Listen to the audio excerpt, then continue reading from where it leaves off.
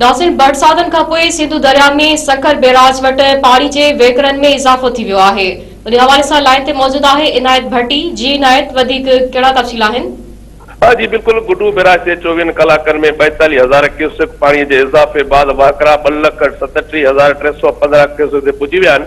जॾहिं गुडू बैराज से नंढी जेका बोर्ड आहे उहा डिक्लेयर कई वई आहे। सखर बैराज से जेका हिन वक़्तु 26,000 क्यूसेक पानी के इज़ाफ़े बाद वाकरा 1,85,270 तक पहुता आहिनि।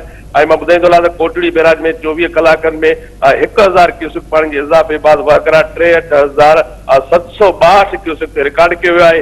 तरबेला डैम में पानी जी जेका आमद आहे उहा 3,35,600 क्यूसेक आहे। जेका अखराजात आहिनि उहे 3,01,300 क्यूसेक। डैम भरजण खां 20 फुट रहिजी वियो आहे। मां ॿुधाईंदो सिंध में सावणीअ जी मुंद में पवंदड़ बरसातुनि जे करे आबपाशी खाते तरफ़ां गुडू बैराज मां निकिरंदड़ घोटकी फीडर बंदि करे बेगारी डिरदट पट फीडर जेको पाणी आहे उनजा जेके वाकरा आहिनि उहे 70% घटि करे छॾिया आहिनि। बैराज मां निकिरंदड़ खीसर राइस दादू रोड़ी खैरपुर ईस्ट ऐं वेस्ट केनाल में पाणी छोड़ जेको आहे सो बंदि कयो वियो आहे।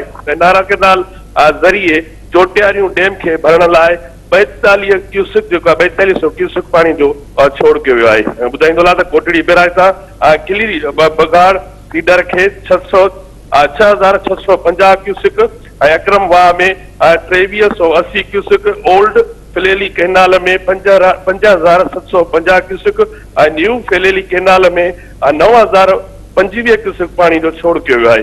कोटड़ी बैराज खां हेठि डेल्टा पानी जो छोड़ 39,957 क्यूसेक रिकॉर्ड कयो वियो आहे। हिन वक़्तु जेका सखर बैराज में जेको पाणी आहे उहो जेका सो 24 कलाकनि में नंढी बोर्ड पिणु डिक्लेयर कई वेंदी। जी इनायत, तफ़सील ॾियण जे लाइ अवां जी महिरबानी।